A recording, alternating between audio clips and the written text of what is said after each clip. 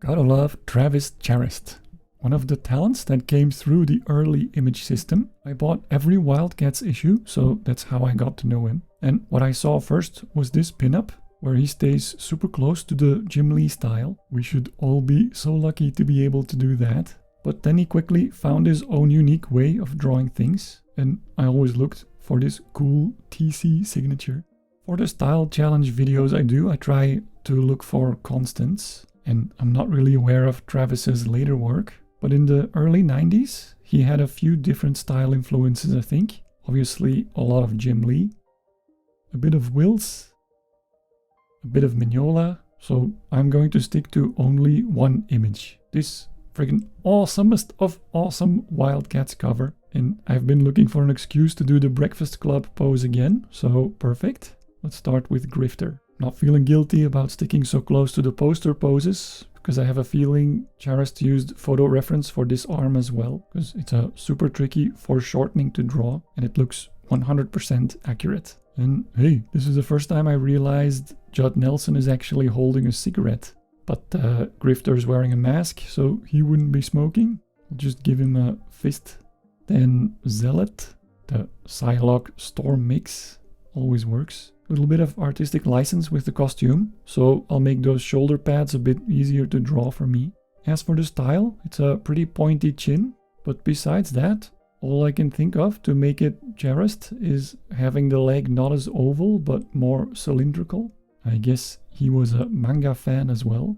Next up, Spartan. The thing here to try is that hard looking edge on that shoulder, and then those colored folds. Looks so cool. And spiky manga hair. So if Spartan was Cyclops, then Warblade is the Wolverine of the bunch. And then Grifter, that first one, was the Gambit of the group. I remember in the day people were calling out the image guys for sticking so close to the X-Men, but I didn't care. X-Men were super cool, so I was glad they gave us more of what we wanted. Like some days you eat cornflakes, sometimes you want some Frosties. Then last but not least, the Babe, Voodoo. I think the proportions are a bit off because I took the spacing of Molly Ringwald, but she was wearing those shoulder pads, so I'll have to fix that. Or I can make up for it by exaggerating the hips, then the shoulders look okay in comparison. And in my mind, she's wearing those fur boots. Classic. Okay, looking good so far. Inking time. Looks like he uses the minimal required lines because the color is doing most of the 3D effect. And my best guess is that Charest also did the colors, and GPT seems to agree with me. Makes sense because I think the colors is what makes this cover so iconic. Another point I like is the fun exaggeration in the leg anatomy, which unfortunately I can't homage because all their legs are hidden. Let's make sure not to rush the hands.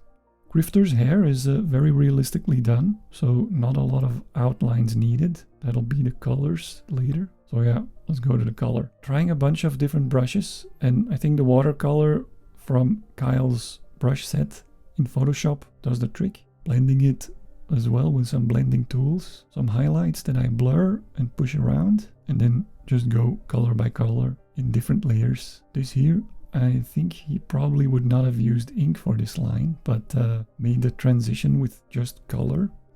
It's fun, adding color and blending, sometimes adding a blue filter over it. I keep using linear burn somehow, and then reducing the opacity. Seems to work for me. Okay, now the make or break part. Dropping the light and dark lines, blurring, mixing. Then one of my videos failed to save, and I'll have to jump to the final result. Kabla pop!